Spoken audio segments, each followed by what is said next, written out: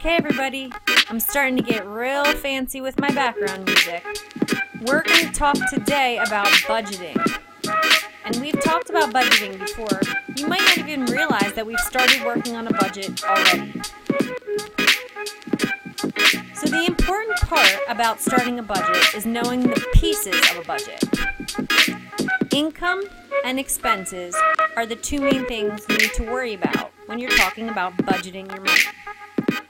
With income, we know that we have gross pay, which is what our employer puts aside for us after we work. We have net pay, which is what we actually get to take home after deductions. And now we have something called disposable income. Put this word in your vocabulary list. Disposable income is the money remaining for a person to spend or save after all taxes have been paid. It is very close to net pay. We will take our disposable income and we will pay our bills, and that's how we come out with a budget. Of course, there's a lot of planning to be done when you're putting a budget together. A financial plan is a set of goals for spending and saving and investing the money you receive. A financial plan is just that, a plan with 3 parts. So you get paid, and then you have to decide how are you going to spend it, paying bills, buying nice things, how much of it are you going to save, and then with the rest, how will you invest it so it grows? A financial plan has 3 parts. A budget is 2 of those 3 parts. A budget is a spending and savings plan based on your expected income and expenses. So the money that you have, you want to put aside to pay your bills and to save. A budget has 2 of the 3 parts of a financial plan. A budget is the money coming in and the money going out. They must be the same in order for your budget to be balanced. And we'll see an actual picture of a balanced budget in a second. A budget is important because it helps you plan your spending and saving so that you won't have to borrow money or use credit or credit cards to pay for your daily needs. Go ahead and put budget in your vocabulary list.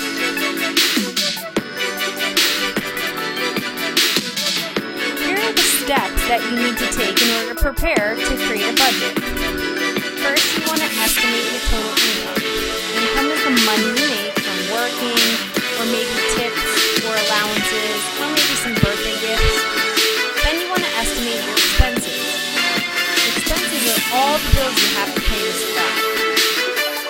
Once you have that money put aside, you want to decide how much money you want to save. Finally, there's some light math that needs to be done to make sure that you're balanced and even in your budget. 2 more words for your vocabulary list. Fixed expenses. Those are costs that do not change from month to month. And variable expenses. Those are costs that vary in amount and type depending on the choices you make. For example, your lunch, yes, that is my emoji coming out of that lunchbox. Your lunch could be a sandwich today and could be a slice of pizza tomorrow, or could just be mozzarella sticks the following day. Each day, the choices you make determine how much that lunch is going to cost, and that is why lunch is a variable expense.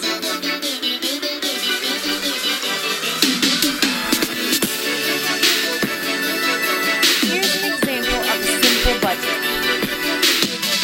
In the income section, here's what Evan has coming in for September. He has a part-time job that's going to pay him $320. He has allowance coming in from chores he does at home, which is going to bring in another $20. And in this month, Evan had a birthday, and he received $40 in birthday gifts. When you add all 3 of these amounts together, you get a total of $380. So in September, $380 is the amount of money Evan is going to have. When Evan talked about his expenses, he decided that he was probably going to spend $80 that month in lunches. He was also going to spend $20 in supplies. Supplies could be school supplies or things that Evan needs to go to work. For fun, Evan is going to spend $40 in clothing and $140 in entertainment. That could be going to the movies or buying a concert ticket, but together this month, Evan needs to spend $280 to do all those things. When Evan took the $280 out of his paychecks and income, he realized that he still had $100 left.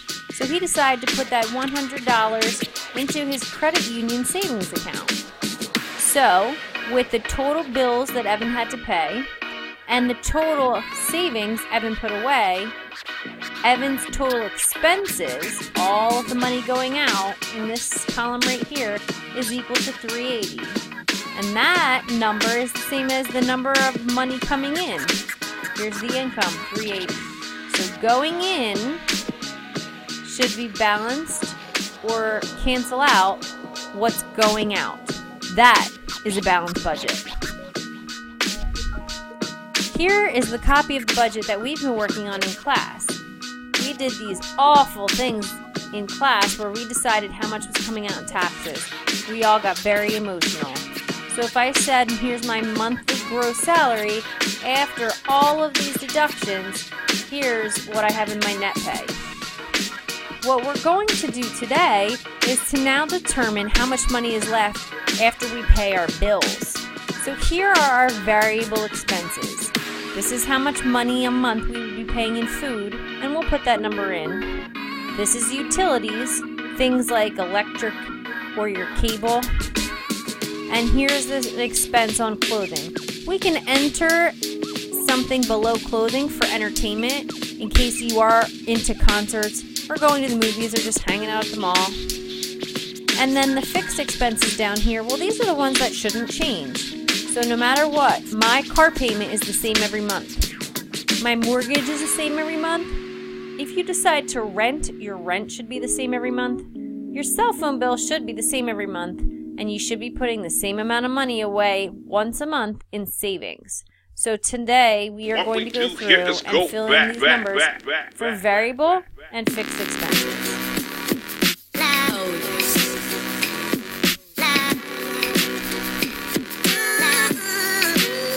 We're going to watch a quick video that also talks a little bit about expenses. And the goal here is for us to understand that expenses are definitely going to change depending on your lifestyle. Here's my music. Let me just pause it.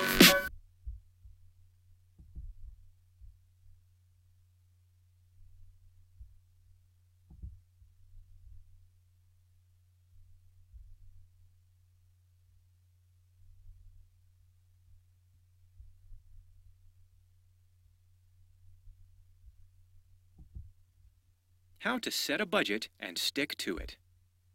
A budget is a tool you need to help you stretch your paycheck as far as it'll go. And all it takes is just a little bit of discipline, planning, and most importantly, prioritization. While creating a budget may seem overwhelming at first, the time you spend putting it together will certainly be worth it when the process of paying your monthly bills becomes a little less stressful. So, where do you start? Well, setting a goal is always a good place to begin. It gives you something to shoot for, and then, of course, making a plan that's going to set you in motion. So here's how to do that in 6 easy steps. Step 1. Know your income. Seems simple enough, right? But knowing how much you can spend each month starts with knowing how much you take home. That means you can't build your budget based on your salary. It should be based on your net income. So get out some pay stubs and see what you're clearing after taxes, insurance, 401k contributions, and other stuff like that. Step 2. Determine your basic expenses. Figure out what your fixed expenses are every month. These are the things that don't fluctuate or change dramatically throughout the year, like rent or mortgage payments, good old car payments, insurance, and student loans. This is also a good time to make sure you have some kind of safety net to help you pay for these expenses in case of an emergency, like if you need a new water heater or your car needs a new transmission. Step 3. Determine expenses that vary each month. These are the things that change based on usage, like your phone and other utilities, as well as your grocery bill. That could change.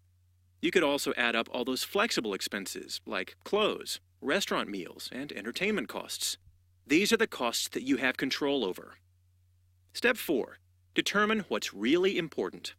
When it comes to creating a budget that works, you have to take a really hard look at what you feel is truly necessary. As much as you like to think you can't live without the latest gadget, this type of expense should go into the like-to-have category. So if you want to find the fluff in your budget, start digging into your variable expenses and rank what's most important to you. Do you really need unlimited texting on your cell phone? If not, get rid of it. Are you watching all the 437 channels of cable? No? Downgrade to basic. Step 5. Follow your spending and review monthly. You want to give your budget a fighting chance, right? So keep an eye on your wallet, and especially those credit cards, to make sure you're spending within limits throughout the month.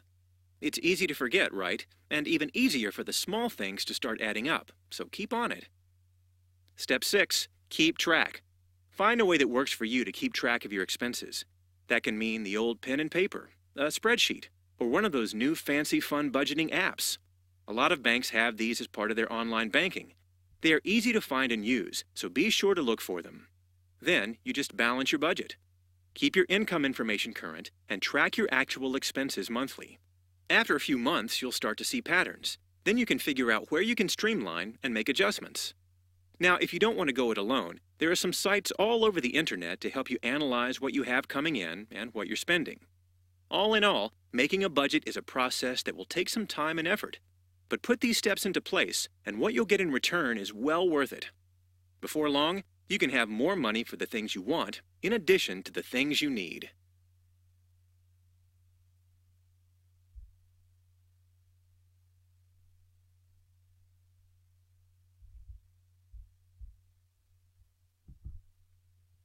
All right, folks, you heard them.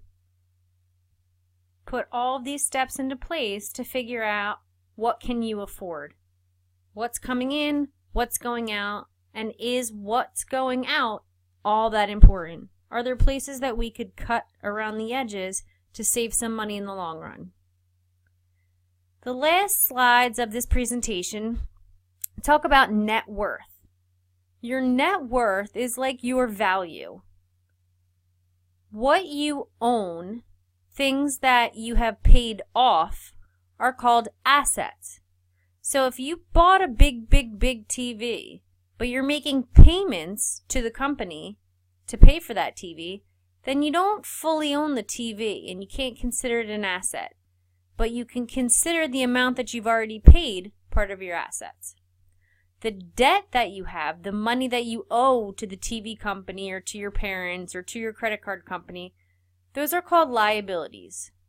So when you subtract your liabilities from your assets, the difference is called net worth.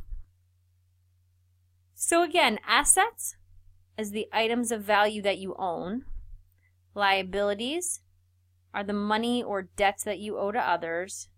And the net worth is when you subtract your liabilities from your assets. Assets minus liabilities equals net worth. Go ahead and write those 3 words into your vocabulary list. Here is an image of Maria's net worth statement. So in Maria's checking account, she has $500, and in her savings, she has $800. Maria has also paid $3,000 worth of her car off at this point.